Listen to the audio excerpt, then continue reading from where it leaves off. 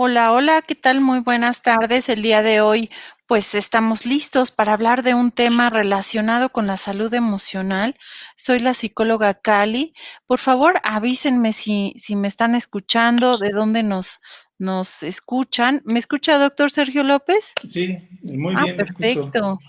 Bienvenidos, pues bienvenidos a todos. Gracias por conectarse a este su programa Sí, mi chat. Yo soy la psicóloga Cali y bueno, compartan el programa porque estamos listos para hablar de un tema relacionado con la salud emocional. Fíjense que el día de hoy trajimos a un reconocido doctor que nos va a hablar acerca un poco de la meditación y de la salud. Entonces, pónganse cómodos. Él es el doctor Sergio López Ramos. Gracias, doctor, por aceptar la invitación. Sabemos que tiene muchos fans en redes sociales, en todos lados. Es alguien reconocido por todos sus conocimientos. Bienvenido. Gracias, Ah, doctor. muchas gracias por la invitación, Cali. Y pues aquí estamos para ver en qué podemos apoyar a los radioescuchas o vidente escuchas, no sé cómo se les llama. Vidente, escuchas, ¿verdad? Sí. Doctor Sergio López, cuénteme un poquito qué es esto de la meditación y queremos escucharlo, sobre todo usted, qué es la meditación, para qué sirve, quién puede hacer meditación. Adelante, es su espacio, doctor. Pues muchas gracias.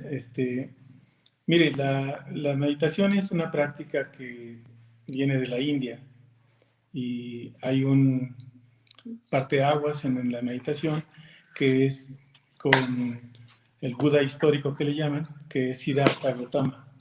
Él es el que inicia lo que se llama con una propuesta de el Buda histórico, y ese Buda histórico es el que nos llega a nosotros. Siddhartha, como se llama, Buda significa el que despertó o significa el iluminado. No es un nombre, es una adjetivación, es un verbo que es el que despierta, ¿no? El iluminado. Eso significa Buda. Pero acá en Occidente lo conocemos como Buda, el Buda histórico.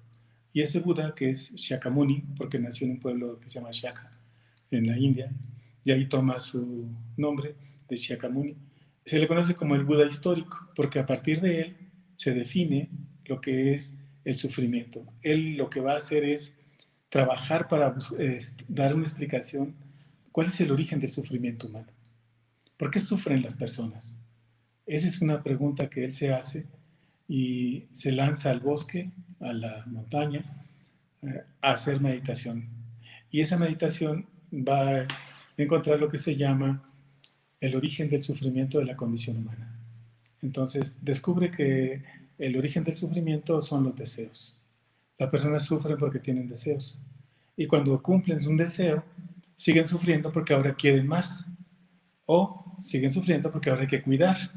Están cuidando ahora lo que tienen. Entonces el origen del sufrimiento descubre que está dado en este punto de lo que es el deseo. Por eso se le conoce como los deseos mundanos que nunca se acaban. Ahí las personas pueden pasar de una etapa a otra, digamos, su meta era tener dinero, pero ahora sufren porque tienen que cuidar o sufren porque quieren más. Pero el caso es que nunca entonces vencieron el origen de su sufrimiento, que es el deseo. Entonces la meditación lo que hace es vencer el deseo para no sufrir.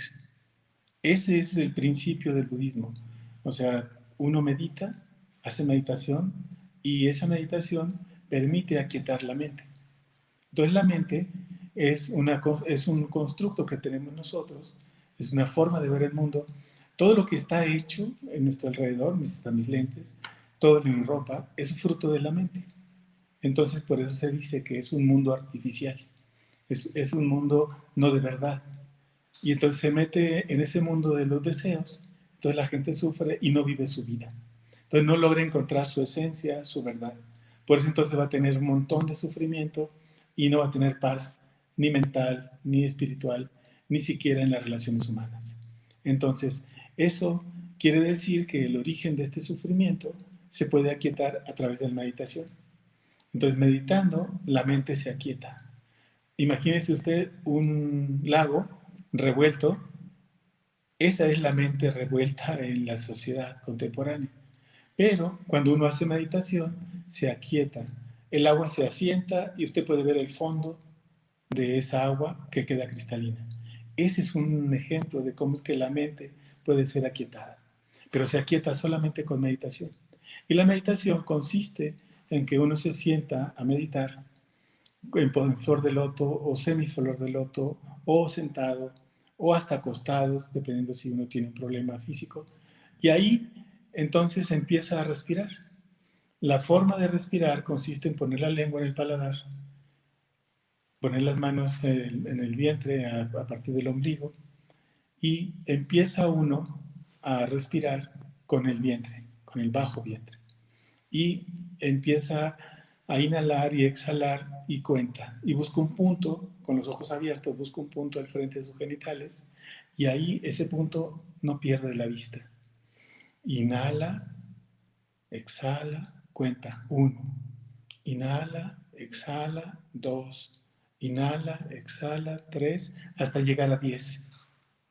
Y de 10 pasa a 1 otra vez, 10, 9, 8, hasta llegar a 1. Eso durante 20 minutos, media hora, 1 hora, se levanta, camina, se vuelve a sentar y vuelve otra vez a respirar, otra vez. Eso va a hacer que acumule energía en su vientre y la mente se empiece a quitar. Y es cuando se descubre que uno tiene una verdad. Puede uno ir entendiendo que hay cosas que lo hacen a uno sufrir. El deseo de tener una pareja, un hijo, dinero, un coche, una casa, una ropa, un perfume, un alimento, etc. Ese es un origen de sufrimiento. Entonces, cuando uno aquieta la mente, aparece una realidad o una verdad personal. Y descubre uno que ese sufrimiento uno lo deja pasar. Ese deseo lo deja uno pasar. Y si deja uno pasar ese deseo, entonces uno ya no sufre. Entonces las cosas las ve como son. Ahora, en este tiempo, en la pandemia, la gente tiene mucho miedo, la gente tiene mucha ansiedad, la gente tiene enclaustramiento, la gente tiene mucha desesperación. Entonces, si se sentara a meditar 15 minutos diario, diario, esa sentada o esa meditación va a hacer que poco a poco vaya quietándose el interior, porque adentro es un caos. Hay una gran ansiedad, hay un caos, y no se puede explicar qué está pasando. O puede decir, ¿por qué a mí? ¿No? Si tuvo un pariente que murió, un familiar, puede decir, ¿por qué a mí? No, lo que pasa es que eso es una condición que tiene que ver cómo ha vivido, cómo es que está viviendo. Vivió equivocado. Por eso se dice en el budismo que la gente vive en la ignorancia. Cuando se vive en la ignorancia, no se conoce su verdad de uno. Entonces, cuando uno medita, uno encuentra su verdad. Uno puede encontrar su verdad y decir, este soy yo. Y de la otra manera, lo que encontramos es que uno es el deseo de los padres, o uno es el deseo de los maestros, o uno es el deseo de un abuelo, o uno es el deseo de algo como un cantante, un personaje de estos. Entonces, uno no es, o sea, no encuentra uno su verdad. Entonces, cuando uno medita y se sienta a respirar y a meditar y empieza a descubrir que este que estoy meditando, este soy yo, este en verdad soy yo, entonces descubro que tengo un potencial, descubro que tengo algunos problemas de reclamos, de enojos, y entonces aprendo a soltarlos. Dejo que fluyan. Y cuando dejo que fluyan, entonces aparece lo que yo soy. Entonces es cuando uno logra entender por qué está uno sufriendo y ese sufrimiento no tiene sentido. No tiene ningún sentido que uno esté sufriendo por algo que a veces ya pasó, a veces ya está ahí, a veces nos está lastimando y a veces uno tiene que tolerar o tiene que tener un acto de gratitud o de compasión o de bondad o de humildad. Con la meditación aparecen esos elementos de que uno puede descubrir que puede tener tolerancia, que puede aprender a convivir con otros, aunque no piensen igual que yo, aunque no sientan igual que yo, aunque no tengan el mismo proyecto de vida que yo, puedo tolerarlos. Entonces yo tolero a todas las personas porque son importantes, son valiosas porque tienen vida. Pero cuando yo no los tolero, entonces soy un intolerante y tengo problemas. Entonces mi vida es un caos. Me peleo con todo el mundo, salgo a la calle y me peleo con todos los que están al lado, los aviento, me avientan. Y un día alguien me puede golpear o yo puedo golpear a alguien. Y ahí la vida acaba, se complica la vida. Entonces, meditar ayuda a quietar el pensamiento, la mente, y hace que empiece uno a escuchar su interior. Cuando uno escucha ese interior, empieza uno a comprender a los otros y empieza uno a entender que los otros son tan importantes, tan valiosos, porque tienen una cosa que se llama vida eterna. Y esa vida hay que cuidarla. Ahora la vida está en riesgo por la pandemia. Mucha gente está sufriendo por pérdidas, está sufriendo porque tiene un principio no muy claro de por qué vivió lo que vivió. No se cuidó, comió muchos alimentos procesados, muchos alimentos que le llaman alimento muerto, que no le nutrió, nada más le subió el colesterol, le hizo diabético, le hizo hipertenso. Entonces hay un sufrimiento y no comprende que ha vivido equivocadamente. A eso el budismo le llama vivir en la ignorancia. Y cuando se vive en la ignorancia de vivir la vida, entonces no hay salida. Y entonces uno busca un culpable. Y ahí nosotros decimos, no es necesario buscar un culpable. Uno es el responsable de su destino. Uno hace las cosas. Pero eso no lo puede uno ver cuando uno vive en la ignorancia. En la ignorancia de vivir. Porque puede tener un doctorado, puede tener maestrías, puede tener licenciatura, pero la ignorancia de vivir es una cosa. Y la academia es otra cosa. O sea, ser un especialista de algo es una cosa, pero no sabe vivir. Y lo vemos. Un médico muy especialista está obeso, o una persona de salud no se cuida, o un trabajador, un ingeniero, vive en una casa que no es la propia. Entonces, o sea, estamos hablando de que no es garantía de saber vivir, tener un asunto académico. Entonces, vivir la vida es un arte. Es un asunto muy importante de vivir, tener la capacidad de poder asombrarse, de poderse enamorar, de indignarse y de poder volver a hacer lo que tengo que hacer por la vida. Entonces, nosotros cuando meditamos, empezamos así, con media hora, 15 minutos, 20 minutos, una hora, 2 horas, y luego hacemos un día, después hacemos 2 días, después hacemos 3 días, después hacemos 5, después hacemos 8 días, meditando y sin comer. Porque hay que limpiar el cuerpo, hay que hacer que se limpie de la toxina, de los pensamientos que también son tóxicos, de relaciones humanas enfermas. O sea, hay que sanarse desde adentro. Entonces la meditación es un buen recurso para poder alcanzar la paz interior. Yo tengo más o menos unos 30 años, 35 años haciendo meditación, Sazen, y esa meditación ha permitido que pueda alcanzar objetivos, metas, tener tranquilidad, no tomar ningún medicamento, no tener problemas de gastritis, colitis, nada de eso, una enfermedad que te deteriore paulatinamente. De eso estamos hablando, o sea, de un trabajo por la vida. Alguien que trabaja y hace un trabajo de meditación congruente es una persona sana, mental y físicamente. El punto aquí es, ¿qué hacemos entonces nosotros para poder cuidarnos? ¿Qué hacemos para poder querernos en nosotros mismos? ¿No? O sea, eso es parte de la meditación. Cuando uno medita, uno encuentra que hay un punto de equilibrio con el universo y con el entorno donde uno vive. Entonces uno hace cosas por los otros. A uno lo acusan de que, ¿para qué hace para los otros si no hace uno para uno? No, estamos haciendo también para nosotros, pero la satisfacción de hacer para los otros es algo muy importante, porque es un alimento. Te alimenta y eso te hace crecer como persona para alcanzar a ser un ser humano. Nosotros nacimos en la especie humana, pero eso no garantiza que seamos humanos, porque hay gente que no alcanza ese nivel de ser un ser humano en el desarrollo espiritual y personal. A eso me refiero. O sea, entonces son personas que se quedan en los deseos. deseo de sexo, de placer, de comida, de violencia, de exceso de trabajo. Ahí se quedan y no desarrollan su espíritu, no desarrollan la paz interior. Entonces son capaces de perderse en el arte de vivir.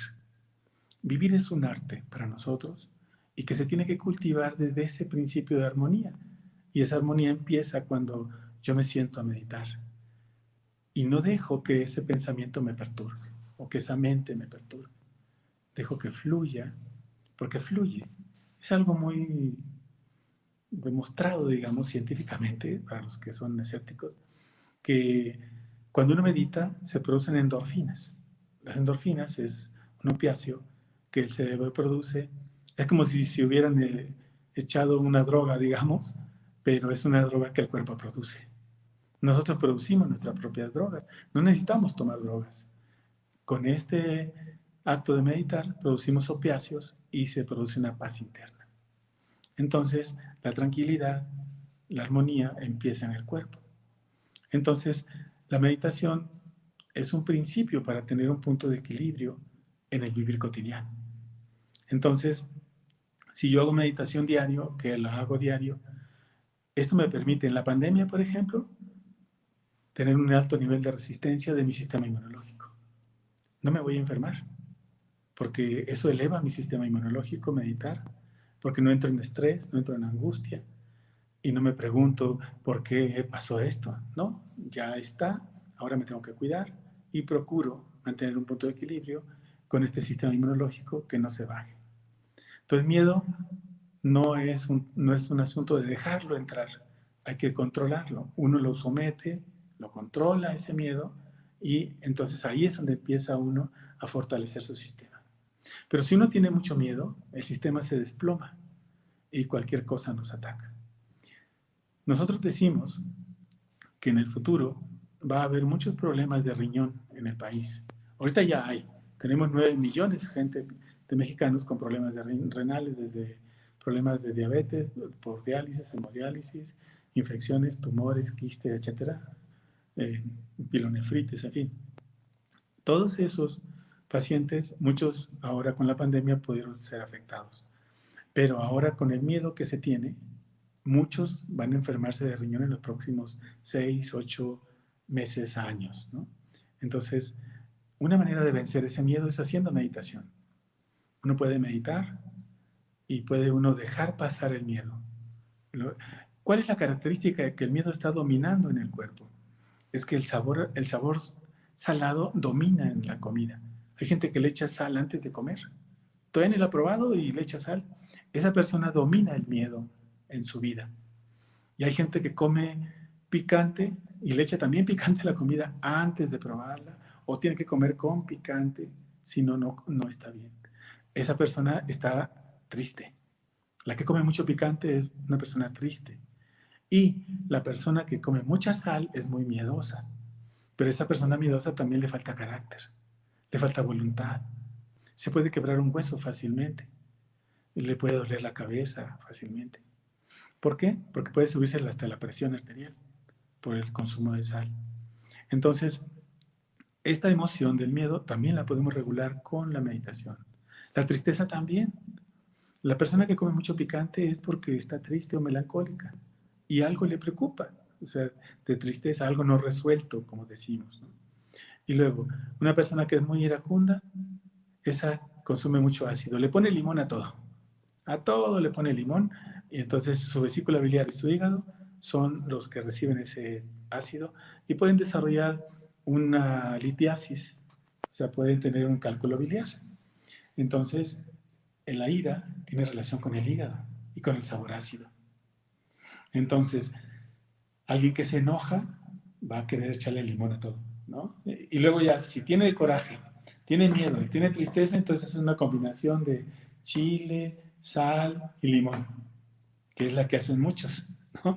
Cuando comen tacos hacen ese tipo de Sí, esa combinación. combinación justo, maestro. Sí, Estoy viendo más o menos nuestros tiempos. Nos vamos a ir a una pequeña pausa, sí, para seguir hablando justo del arte de vivir, de trabajar por la vida y bueno, también que nos cuente quién puede meditar, ¿no? Quiénes son Claro, candidatos para meditar. Así que vamos a una pequeña pausa y regresamos. No se vayan, amigos, claro. compartan el programa.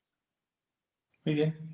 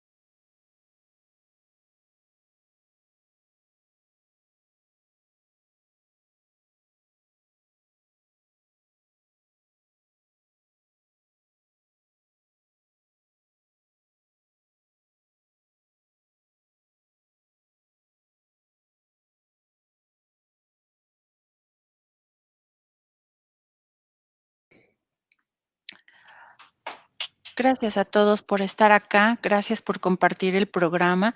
Estamos con un invitadazo, él nos está hablando acerca de la meditación, del arte de vivir, del trabajo por la vida. Y bueno, pues gracias, doctor Sergio López, por estar acá. Síganos compartiendo. Adelante, lo Ok. escuchamos. Bueno, yo me quedé en que estábamos con los tres sabores. Voy con el cuarto sabor, que es el dulce. Y el dulce es algo peculiar porque es lo que acompaña la ansiedad. Todos los ansiosos quieren algo dulce. Quieren comer un chicle, bueno, masticar un chicle o comer una paleta o algo dulce. Porque la ansiedad es parte de esa condición que quiere dulce. El cerebro demanda glucosa. Por eso hace la persona la demanda de querer obtener un dulce. Y eso produce gastritis, es ansiedad. Por eso esas personas ansiosas, casi todas ellas, tienen una gastritis o tienen una hernia hiatal, terminan en una hernia hiatal. El extremo es tener un cáncer de estómago. Entonces, esta emoción del estómago, que es la ansiedad, y va a relacionar con el sabor dulce, nos complementa cuatro sabores. Y el quinto sabor sería el sabor amargo. Y el sabor amargo casi nadie le gusta. ¿Por qué? Porque es un sabor amargo que está relacionado con el corazón y que el corazón está relacionado con la alegría. Entonces, somos un país no muy alegre, somos escandalosos, chacharacheros, pero en realidad la alegría, la felicidad, no. Mucha gente ha perdido la alegría de vivir. Por eso se relaciona con el arte de saber vivir. Entonces, ahí es donde está el problema. La gente no sabe cómo entender esta recuperación por la alegría de vivir. Por eso ahora con la pandemia muchos quedarán dolidos, sentidos, tristes, melancólicos, miedosos, toda la combinación posible de este tipo de emoción que produjo la pandemia o produce todavía la pandemia. Entonces, ¿cómo enfrentarla? Bueno, meditar puede ser cualquier persona, hasta un hemipléjico, cuadrupléjico, puede hacerlo. Y la puede hacer de la manera sentada, acostada, de pie, caminando, o sea, lo pueden hacer. No hay una regla específica. El punto es la respiración y el conteo y mantener siempre, siempre la mente en una concentración que permita no perder ese ritmo de respiración y de concentración. Eso permite que uno se articule en su interior y uno pueda descubrir una cosa que se llama la humildad. La humildad es una categoría o es una virtud de los seres humanos que pueden desarrollar y cultivar, pero el problema es que a veces gana la egolatría. Por eso entonces la meditación sirve para también regular al ego, para darle un lugar al ego y permitir que ese ego no nos gane, no nos destroce la vida. Porque a veces por egolatría cometemos errores, fallas, perdemos cosas, perdemos relaciones humanas, somos muy orgullosos. Y la humildad es algo que alimenta la condición del desarrollo espiritual de las personas. Por eso uno puede tener los títulos que quiera, puede tener las monedas que quiera, puede tener los lujos, pero si es humilde, hay una virtud muy importante de desarrollo en esa persona, que se vincula con su salud. ¿Por qué? Porque va a tener unas relaciones humanas sanas. Esto es bien importante en la psicología. O sea, si yo tengo relaciones tóxicas o relaciones de codependencia, de violencia, de maltrato, etcétera, en mi vida no está bien. Pero a veces ese es un problema de egolatría o es un problema de vanidad. Y cuando yo venzo esa vanidad o venzo esa egolatría, entro a un campo que es la armonía interior con la humildad. Y entonces puedo ver al otro igual que yo. Todos somos iguales. El problema es cuál es la egolatría y cuál es el deseo que me domina para poder humillar al otro, maltratar al otro, golpear al otro. Ese punto es muy importante en el desarrollo de tipo espiritual de las personas. Entonces, cuando hacemos meditación, encontramos un punto de equilibrio. Y ese punto de equilibrio tiene que ver con este que soy yo, ¿no? Este soy yo. Y entonces tengo una relación conmigo y puedo hacer que los demás puedan ingresar a este mundo de la paz interior. Se le conoce también como el mundanal silencio, porque uno está en silencio, completamente en silencio. Uno medita en silencio completamente y no tiene nada, absolutamente nada de ruido en el interior. Y uno puede escuchar su estómago, uno puede escuchar cómo funcionan los intestinos o su corazón. Uno lo puede escuchar sentado. Esa es una maravilla de escuchar tu interior. Y puedes sentir incluso cuando pasa saliva, cómo va por el tracto digestivo, por el esófago, y cómo llega al estómago. Este acto de meditación, nosotros lo estamos haciendo aquí en Teotihuacán, en el Sendo Teotihuacán, desde hace 20 años. Este año pasado cumplimos justamente 20 años. Ahora vamos por el 21. Y ahí hemos hecho mucho trabajo para que la gente se encuentre. La meditación es para encontrarte, para encontrar una paz interior, para encontrar un proceso personal donde tú encuentras tu vida y defines qué hacer con tu vida. Hoy día muchos jóvenes están perdidos o muchos adultos también están perdidos. Entonces la meditación es un buen recurso para poder encontrarte contigo mismo. Y cuando uno hace mucha meditación durante un buen tiempo, viene el entendimiento de dónde vives. Viene el entendimiento con el universo, entiendes a tus familiares, a tus parejas, a tu hijo, a tu hermano, a tu compañero, los entiendes. Y puedes desarrollar una cosa que se llama tolerancia. Y puedes desarrollar una cosa que se llama inclusión. O sea, los toleras y los incluyes en tu vida. Y puedes entonces hacer un trabajo personal que te lleva al punto de ser un ser humano. Un ser humano distinto en tus formas de vivir. Porque los otros que viven en la violencia o viven en el enojo, en el reclamo o en la enfermedad permanente, no encuentran la paz interior. Aquí es tener una paz y la logra uno cuando uno se dedica a meditar sin esperar nada. Porque es otro punto en meditación. Yo hago las cosas sin esperar nada. Pero si hago algo, sufro. Porque espero algo y no llega. Es como las madres que esperan que sus hijos les agradezcan. Y los hijos nunca agradecen. Entonces la madre sufre mucho porque ella espera algo. Todos esperamos algo cuando hacemos algo. Pero cuando uno entiende que no debe de esperar uno nada, entonces uno hace su vida y ahí, cuando uno hace su vida, empieza uno a encontrar cierta felicidad o cierta paz en el interior. No espero nada. Cuando medito no espero nada. Pero encuentro una gran paz. Pero si medito y espero algo, empiezo a sufrir. Entonces, el origen de mi sufrimiento no acaba. Entonces, en la vida cotidiana, si yo espero que me saluden y no me saludan, entonces puedo sufrir. Y si espero que mis hijos me digan gracias, papá, y ellos nunca dicen gracias, entonces yo puedo estar sufriendo. O puedo decir que son muy ingratos, ¿no? Entonces, yo creo que esta forma de entender la meditación nos lleva a comprender que la vida puede ser armoniosa sin tanto costo. No se necesitan grandes recursos. Un cojín, se sienta uno y empiezan a respirar. Si uno quiere avanzar más, entonces va a un grupo.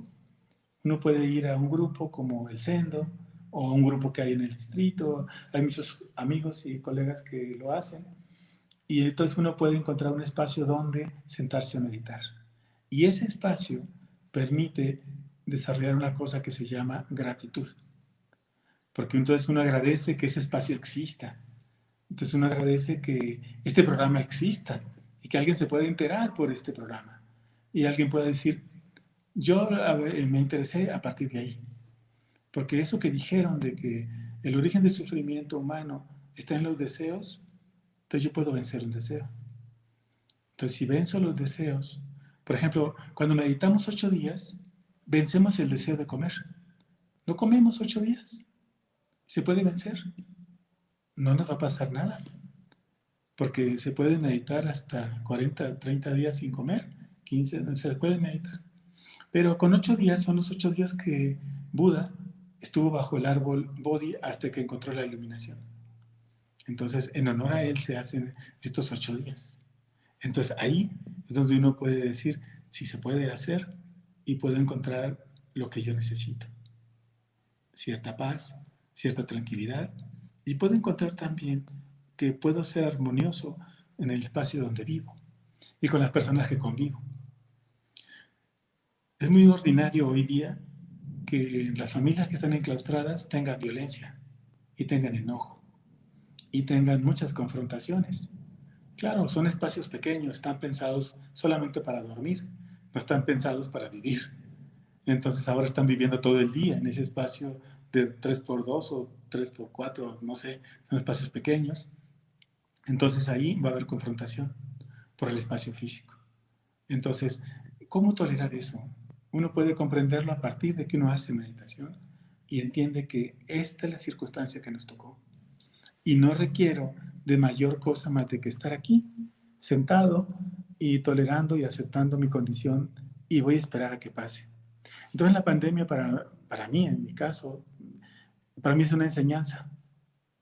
Y digo, a mí me tocó en este tiempo, la voy a vivir y voy a aprender un poco más de ella. Entonces, diario, escribimos un texto para compartirlo con los compañeros que hacen meditación. Y los que no hacen meditación también. ¿Por qué? Porque consideramos que es necesario darle un sentido a la existencia en este enclaustramiento. Entonces, cuando uno se sienta y medita, entonces uno tolera al que está al lado. Aprende a tener tolerancia. Entonces yo me siento y tolero a mis compañeros, a mis amigos, a mis hijos, a mis hermanos. O sea, tolero. ¿Por qué? Porque esa tolerancia es un principio básico de la vida. Por ejemplo, ¿quién es uno para decir que este no medita o que este no entra? Yo no soy nadie para decir eso. El sol, fíjese, el sol no dice a este lo iluminamos y a este no. Y el sol es una entidad poderosísima.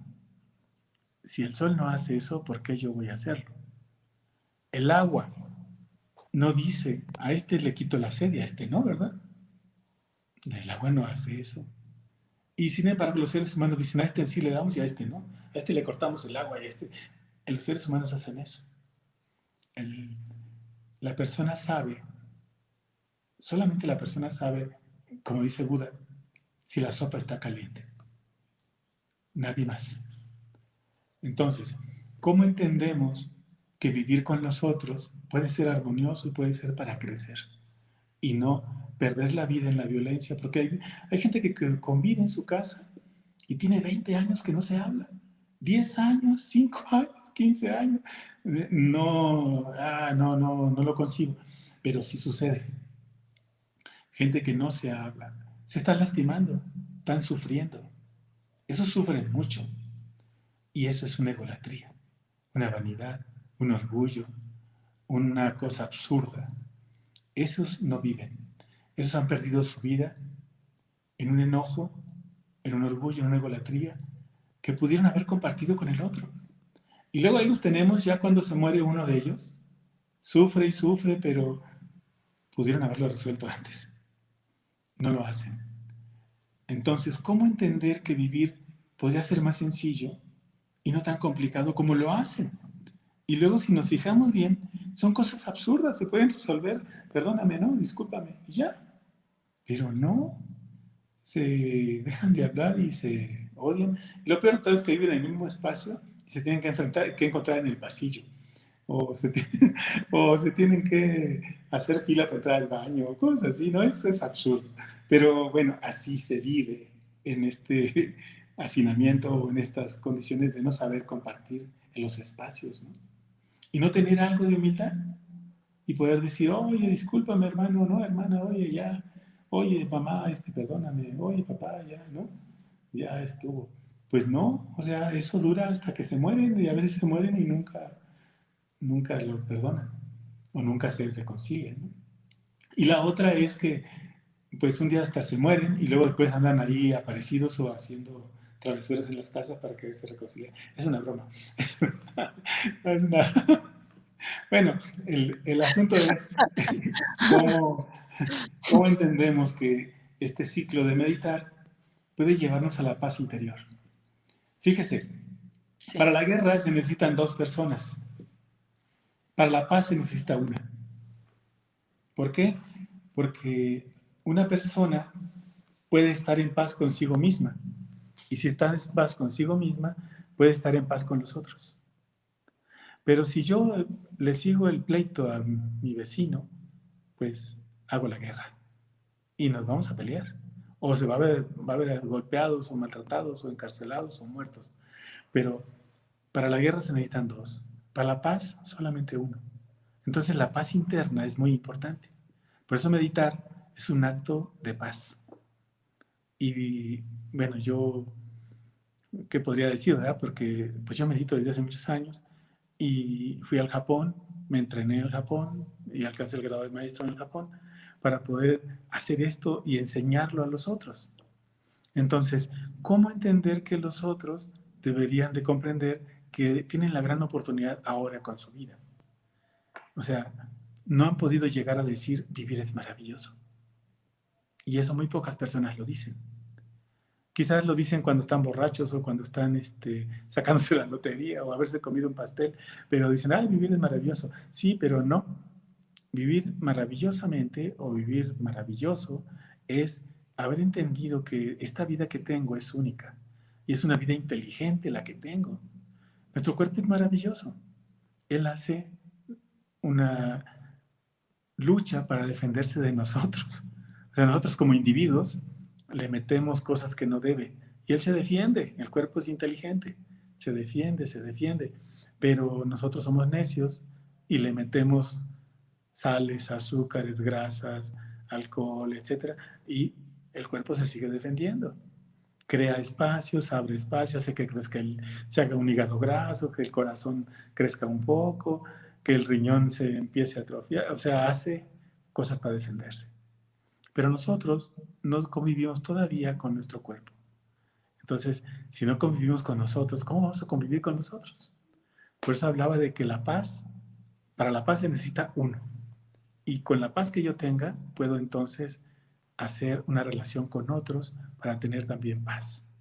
Y así construimos una paz en la casa, en el trabajo, en la sociedad. Pero ese es un trabajo personal. Empieza la paz con un trabajo personal. Hoy día está de moda en muchos lugares del mundo, pero este es un proyecto de hace 2500 años cuando nació Buda. O sea, no es de ahora. El problema es que no hay memoria, ¿no? Mucha gente no tiene memoria de eso, o no sabe de eso. Y nació en la violencia. Y si nacimos en la violencia, pues eso se mantiene, ¿no? Y si no la rompemos, si no cortamos de tajo esa violencia, pues no va a haber nunca paz. Entonces, ¿cómo podemos entender esta meditación que estamos nosotros proponiendo? Que se puede hacer en casa, Sí, sentaditos, justo ¿no? nos preguntan, maestro, A ver, perdón que lo interrumpa, nos preguntan que si nos puede decir nuevamente cómo hacer las primeras meditaciones. Y bueno, hay muchísimas preguntas también que nos comentara un poco acerca de cómo contactarlo, cómo tomar cursos con usted o cómo, reunirse, como decía usted, en grupos. Lo escuchamos, maestro. sí. Bueno, para contactarnos, pues, están las redes que tenemos. Tenemos el Instituto Hawái, el Sendo, Teotihuacán, y pues hasta mi página está por ahí, pero nunca, pues no tengo tiempo de consultarla. Pero es más en el instituto, ahí es donde pueden ustedes recibir información, o en el Sendo. Hawái Pueden meterse a y la Sendo. página y... ¿Mande? Hawái y Sendo se llama. Sí, Instituto Hawái es uno. Hawái, Y el otro sería Sendo Teotihuacán, o Comunidad Sendo también se le conoce. comunidad. Y, ajá, y ahí, ahí hay anuncio de cuándo hacemos la práctica, cuándo trabajamos. Ahorita no hay práctica porque la pandemia no lo permite, pero pasando la pandemia vamos a tener cursos, actividades, como siempre hemos tenido. Tenemos cada fin de mes una cosa que llamamos de meditación nocturna todo el día, toda la noche o parte de la noche y luego en la mañana. Y ya, ahí desayunamos, hacemos trabajo, lo que se hace en un lugar de meditación, en un sendo, y hay enseñanza, se hace la comida, se trabaja, es un lugar donde hay bosque, hay, bueno, unos árboles que hicimos un bosque, es una zona muy árida, pero hicimos un bosque. Entonces hay que cuidar, limpiar, o sea, es lo que se hace en el monasterio o en un sendo. Se trabaja, se limpia, se hace de comer, se lavan los trastes, se enseña a valorar el plato de comida, a comer rápido, a no dejar la comida, a no desperdiciar la comida y dar gracias por la comida, porque alguien la hizo, alguien la cosechó, alguien sembró, y entonces uno tiene que tener un acto de gratitud. Y yo siempre, todos decimos antes de comer, gracias por lo que voy a recibir. O decimos en japonés, itadakimasu, ¿no? Entonces hay una manera de cómo se entiende el trabajo en el lugar del centro. Hay todo un ritual, hay que cantar sutras, hay que acomodarse bien, no moverse, ¿no? Hay una enseñanza y se sale en paz, ¿no? También tenemos un temazcal, a veces después de meditar hacemos un temazcal para hacer que la gente se desintoxique, se limpie, cante, haga lo que tenga que hacer, ¿no? Y Claro, pues hay ahí es mucho. donde estamos, en ese lugar. Y Gracias. también damos consulta, damos terapia, ¿no? O sea, nos pueden contactar en esas redes. Pero les Perfecto. digo, ahora no tenemos todavía abierto porque no se puede, la pandemia no lo permite, ¿no? Pero ahí estamos, ¿no? Pasando, llegando al semáforo verde, con gusto, a quien guste a venir por acá, acá lo podemos atender. Claro, yo creo que hay muchísimas personas que están muy interesadas en el tema, están, bueno, agradeciendo sobre todo, compartir este tipo de temas y su presencia, doctor. Em, Nos preguntan acerca del perdón, cómo combinar la meditación con humildad y el servicio de otros. No sé si quiera agregar Sí, algo más al respecto. Lo hay, escuchamos. hay un elemento básico en la meditación que es el servicio. O sea, uno tiene que hacer servicio para los otros.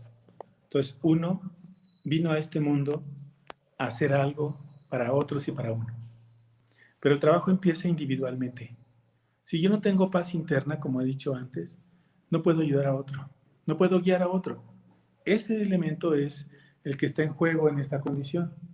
No se puede ayudar a otro si no estoy yo en paz conmigo, ¿no? Entonces, ese elemento es muy importante. Entonces, cuando hacemos un trabajo de perdón, nos metemos a una parte que es la tolerancia y poder comprender la acción del otro. Claro que a veces eso tiene que ver con un proceso de lesión y cómo es que eso nos permite hacer una manera de cómo entendemos el proceso del perdón. Por ejemplo, si entendemos el perdón como una acción que tiene que ver con el acto de gratitud, entonces uno lo que hace es plantearse si hay una manera o una forma de cómo es que alguien nos lastimó o nos ofendió y nosotros podemos ejercer el acto del perdón. El acto del perdón tiene mucho que ver con la tolerancia, con comprender que el otro es alguien que es igual que yo y que cometió un error y yo lo puedo tolerar. Claro, hay de errores a lesiones y a abusos y a violaciones. Hay cosas donde uno dice, bueno, está bien, lo perdono, pero ya no lo busco, ya no me acerco, ya no estoy. Y tomo distancia. Y hay un perdón que tiene que ver con la reconciliación inmediata, con mi familia, con mi mamá, con mi, ¿no? Alguien cercano, y que a veces es una cosa que no tiene ese nivel de que me lesionaron o me lastimaron tanto. Entonces puedo tolerar eso y decir, está bien, gracias, ¿no? Porque también lo tomo como una enseñanza. O sea, también aprendí con eso como una enseñanza. Nosotros siempre tenemos la actitud de que debe haber en todo proceso de vida una enseñanza. O sea, lo que está pasando con la pandemia, dije hace rato, para mí es una enseñanza. Y para los que sobrevivimos o los que estamos sobreviviendo o los que vamos a estar aquí, entonces debemos de entender que tenemos que cuidarnos más, debemos de cuidar más nuestra salud.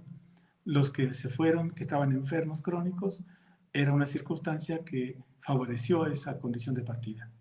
Entonces uno tiene que entender que hay un proceso de vivir y ese proceso de vivir uno lo puede dirigir. Y aquí es donde está lo importante del oficio de vivir. Uno puede aprender a vivir sin necesidad de tener los grandísimos elementos de teóricos o de condiciones de vida, ¿no? La actitud es la que importa. ¿Cuál es mi actitud ante esta pandemia? Bueno, pues cuidarme. Después, alimentarme. Después, ver por mis amigos, compañeros, para poderlos ayudar. A ver qué se necesita, qué quiere, qué, algún medicamento, alguna planta, no sé, recomendaciones. Eso es una parte importante de pensar en grupo. Nosotros siempre pensamos en grupo. No podemos pensar en individualismo, porque sí pienso como individuo y trabajo como individuo, pero trabajo para el grupo. O sea, lo que hago es para el grupo. Entonces, hacer el sendo es para un grupo. Hacer el instituto es para un grupo. Y ayudamos a muchos, formamos a muchos, formamos recursos humanos. Entonces, estamos en esa línea de decir, a ver, ¿qué es difícil vencer el egoísmo? Sí, para muchos sí. Muchos no lo vencen. Pero si vences el egoísmo y tienes paz, entonces descubres que hay algo más profundo en tu vida. Y es cuando entramos a un proceso que se llama desarrollo espiritual. Ahí Guau. Sí, perdón. habla, mande. Sí, le escucho, un Ok, poquito. Vamos a ir cerrando, maestro. Sí, ok. adelante. Entonces, hablamos de un desarrollo espiritual. ¿En qué consiste ese desarrollo espiritual?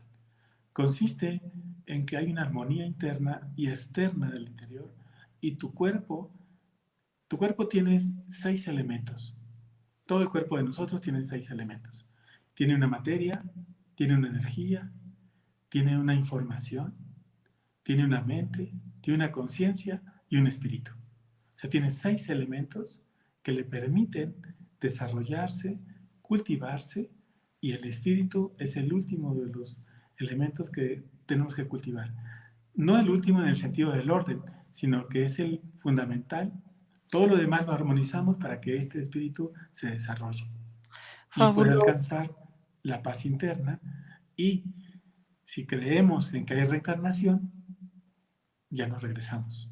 O regresamos por menos y no por una condición de karma de volver otra vez a hacer un trabajo de cero, ¿no?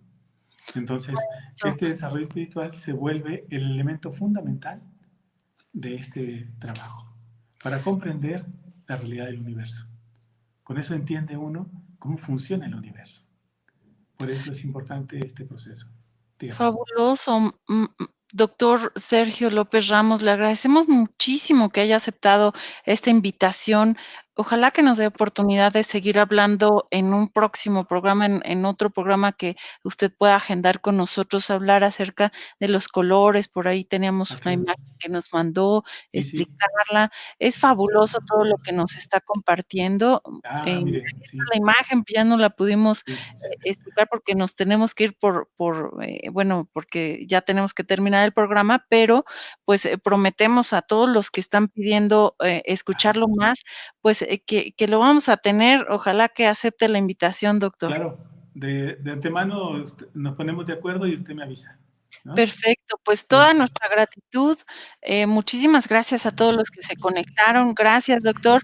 Y pues nos vemos para la próxima. Les mandamos un abrazo y un abrazo para usted también, doctor Sergio. muchísimas gracias. Gracias. Gracias. Gracias. Buenas Hasta tardes. luego. Bye. Hasta luego.